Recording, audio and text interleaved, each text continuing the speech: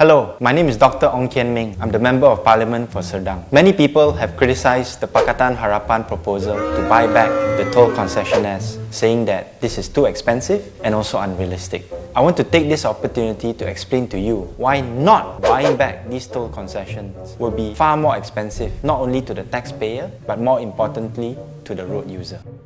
Every year, the federal government pays billions of ringgit in toll compensation to the toll concession company for not raising the toll rates. For example, from 1990 to 2015, the federal government paid out a total of 4 billion ringgit to these toll concession companies for not raising toll rates. What many people don't know is that the federal government has another option, which is, instead of paying this compensation, they can buy back the toll concessions from these companies. And the terms and conditions, including the price, stated in the toll concession contract.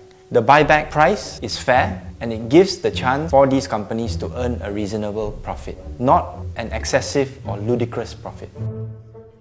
Let me give you an example. The cost of construction of the LDP, according to calculations by my colleague Tony Phua, was approximately 1.3 billion ringgit. The cost to buy back this toll concession in 2009 was approximately 1.33 billion ringgit. This includes a reasonable 12% payback to the shareholders of the toll concession company, as well as taking over the debt of the concession company. But instead of buying back the LDP, what did the government do? It continued to pay compensation to the toll concessionaire to the tune of 1 billion ringgit from 1996 to 2015.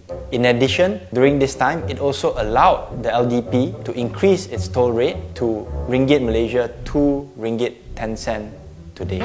It would have been far cheaper for the government to buy back LDP rather than to pay out the more than 1 billion ringgit compensation since 1996. The LDP toll rate was supposed to increase from 210 to 310 in 2016. Currently, about 500,000 cars use the LDP every day. This means that the revenue earned by the LDP is approximately 1 million ringgit every day or 365 million ringgit a year. In addition, the company also gets compensation from the federal government to the tune of 500,000 every day or 180 million a year.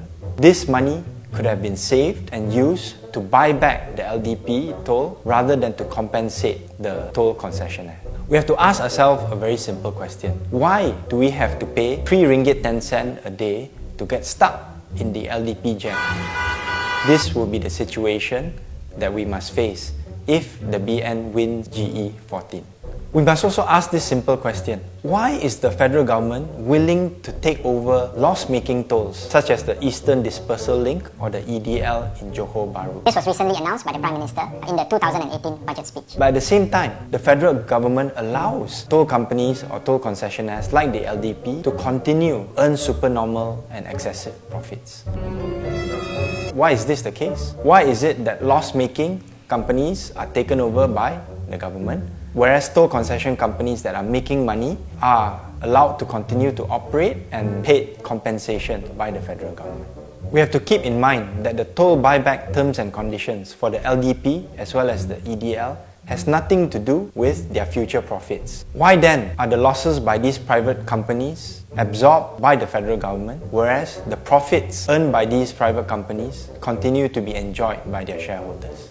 If the BN wins the 14th general election, I can guarantee you that there will be toll rate hikes in 2018 and 2019. We must remember, in the 2013 BN manifesto, they promised to reduce the intra-city tolls if they won the 13th general election. What happened after that? In 2015, the toll rates on 18 highways were increased, including on the LDP, on Bus Raya, on Akle, and a number of other tolls. If the BN wins the 14th general election, I can assure you that the toll rates for all the plus highways will increase by about 10%, and that toll rates for other toll highways, including Kesas, LDP, Print, Bus Raya, and others, will also increase. If you don't want the toll rates to increase, you only have one option. Vote Pakatan Harapan, abolish the tolls.